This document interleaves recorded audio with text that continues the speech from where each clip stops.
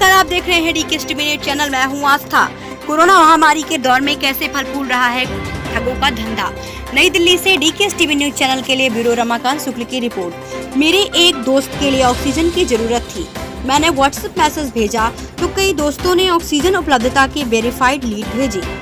इनमें से एक नंबर पर कॉल किया, कॉल तो नहीं उठा, लेकिन कुछ मिनट बाद ही एक दूसरे नंबर से फोन आया और कहा गया कि ऑक्सीजन की होम डिलीवरी हो जाएगी, पेमेंट ऑनलाइन करनी होगी। वो जल्द से जल्द अपने अकाउंट में पैसा ट्रांसफर करवाना चाहते थे।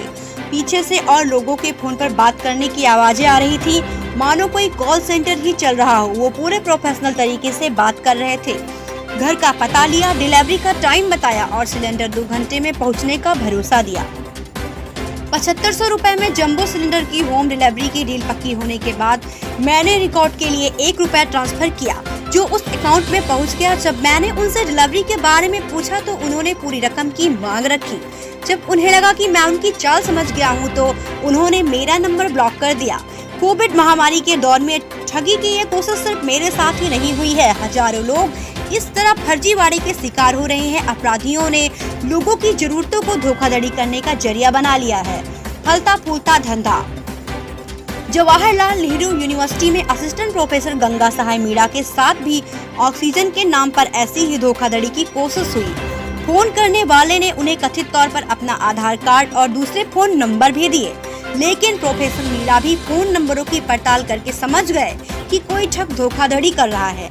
प्रोफेसर मीणा कहते हैं, लोग ऑक्सीजन की कमी से मर रहे हैं। ऐसे में परेशान लोगों की मजबूरी का फायदा उठाकर कुछ लोग मुनाफा कमा रहे हैं।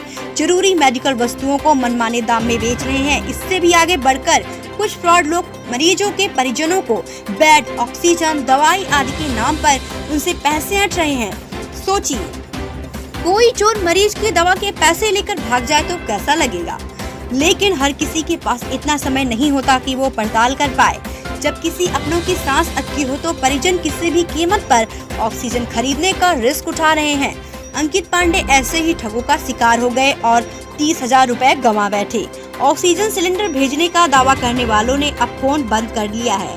दिल्ली की किरण बेनीवाल ने ऑक्सीजन खरीदने की कोशिश में 8,000 रुपए गंवा दिए। उन्होंने दिल्ली पुलिस में FIR करानी चाहिए तो उन्हें एक थाने से दूसरे थाने भेज दिया गया।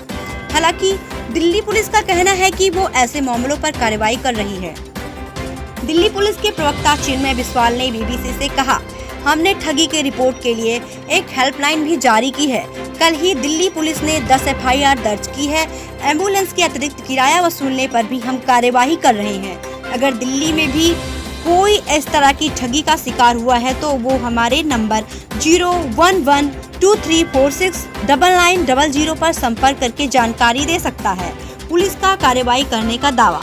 चिन्मय बिस्वाल ने BBC से कहा, ब्लैक मार्केटिंग, ठगी या दूसरे फर्जीवाड़ों की हर सूचना पर दिल्ली पुलिस त्वरित कार्रवाई कर रही है। हम लोगों से सावधान रहने की अपील भी करते हैं। बिस्वाल के मुताबिक दिल्ली पुलिस और national payment corporation of India ने सोमवार को एक आपात बैठक भी की है, जिसमें ऐसे अकाउंटों को तुरंत बंद करने का निर्णय लिया गया है जिनके बारे में ठगी करने की जानकारी मिलती है। बिस्वाल कहते हैं, हमें उम्मीद है कि त्वरित कार्रवाई करके हम ठगी के 40% मामलों को तो रोक ही पाएंगे। अगर किसी के साथ ठगी होती है तो उसे तुरंत पुलिस को जानकारी देनी चाहिए। ऐसा करके वो दूसरों के साथ ठगी होने को रोक सकते हैं। अमेरिका में रह रहे आशीष दास का परिवार लखनऊ में रहता है। घर में बीमार बुजुर्गों को ऑक्सीजन देने के लिए उन्होंने 50,000 रुपए में ऑक्सीजन कॉन्ट्रैक्टर खरीदने का सौदा किया। ऑनलाइन पेमेंट करने के बाद डीलर का फोन ही बंद हो गया। आशीष या उनके परिवार में किसी के पास इतना समय नहीं था कि वो इस मामले की शिकायत पुलिस से करा सके। लोगों की मजबूरी का फायदा उठाने की कोशिश। वो अपना एक मिनट बीमार परिजनों की जान बचाने में लगा रहे हैं। उनके लिए हालात इतने मुश्किल थे कि कई दिन उन्होंने 30,000 रुपए की दर से एक सिलेंडर ऑक्सीजन गैस खरीदी। अब वो किसी तरह अमेरिका से एक कॉन्ट्रैक्टर लखनऊ भेज पा रहे हैं। कोरोना महामारी के दौर में जहां बहुत से लोग किसी भी तरह से अनजान लोगों की मदद करने में जुटे हैं, वहीं कुछ अपराधी ऐसे भी हैं जो अलग अलग तरीकों से लोगों की मजबूरी का फायदा उठा रहे हैं। कानपुर के पुलिस कमिश्नर असीम अरोड़ के मुताबिक साइबर अपराधी लोगों की आइडेंटिटी क्लोन करके बीमार के नाम पर दोस्तों और रिश्तेदार से पैसे भी मांग रहे हैं। असीम अरोड़ कहते हैं, ऐसे साइबर अपराधियों से सिर्फ सावधानी से ही बचा जा सकता है। जो लोग मदद भी करना चाहते हो वो पहले अपने स्तर पर चीजों को वेरीफाई करें। जब लोग डिस्ट्रेस होते हैं या भावनात्मक होते हैं तो उन्हें आसानी से शिकार बना लिया जाता है। पुलिस के पास भी ऐसे अपराधियों की सूचनाएं पहुंचनी चाहिए ताकि अपराधियों को पकड़ा जा सके।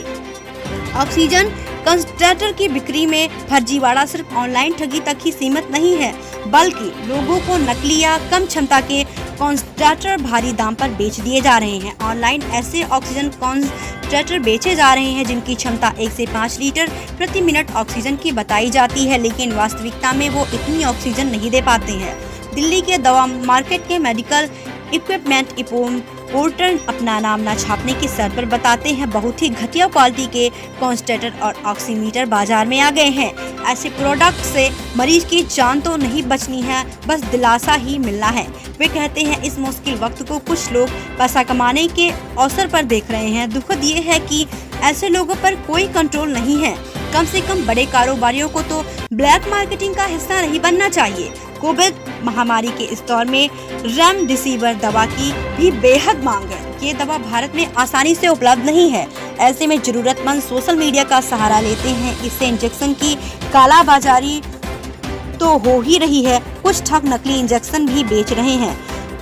मध्य प्रदेश के इंदौर में पुलिस ने ऐसे 8 लोगों को गिरफ्तार किया है जो नकली रेमडेसिविर बेच रहे थे। इंदौर के आईजी हरिनारायण चारी ने बीबीसी से कहा, हमने नकली दवा बनाने वालों 8 लोगों पर NSA लगाया है। लोगों में जागरूकता के लिए भी अभियान चलाया गया है।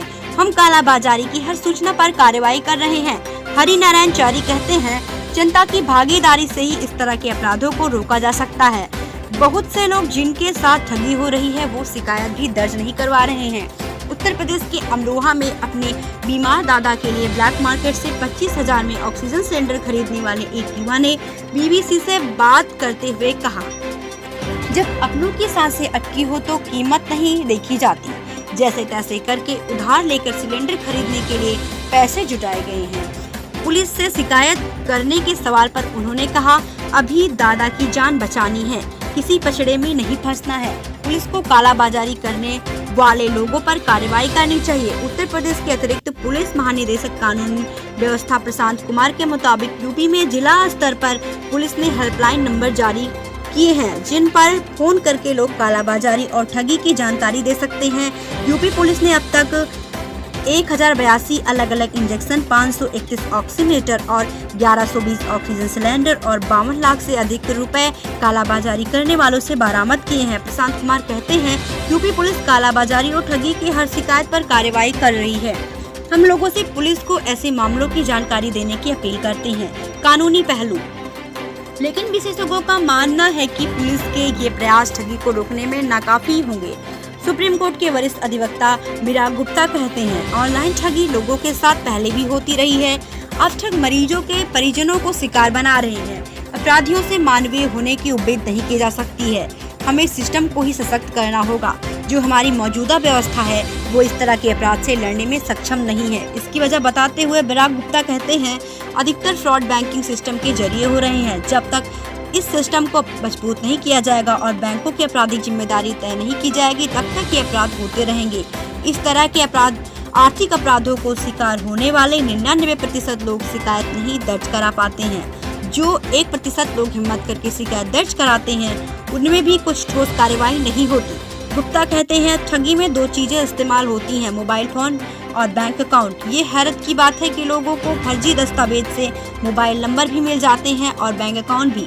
लोगों के साथ फर्जीवाड़ा कर रहे अपराधी अलग अलग लोकेशन से इन अपराधों को अंजाम देते हैं। वे बैठे कहीं और होते हैं, बैंक अकाउंट कहीं और होता है और पैसा पहुंचते ही वो किसी और अकाउंट में ट्रांसफर कर देते हैं। विराग गुप्ता कहते हैं, पुलिस के सामने सबसे बड़ी चुनौती ज्यूरिक्स की होती है। अपराध कहीं होता है और अपराधी कहीं होता है। स्थानीय थाने की पुलिस के पास इतने अधिकार ही नहीं है कि वो दूर बैठे अपराधी पर त्वरित कार्रवाई कर सके। जिन पुलिस अधिकारियों से बीबीसी ने बात की उन सबका यही कहना था कि सावधानी बरत कर ही इस तरह की ठगी रोकी जा सकती है।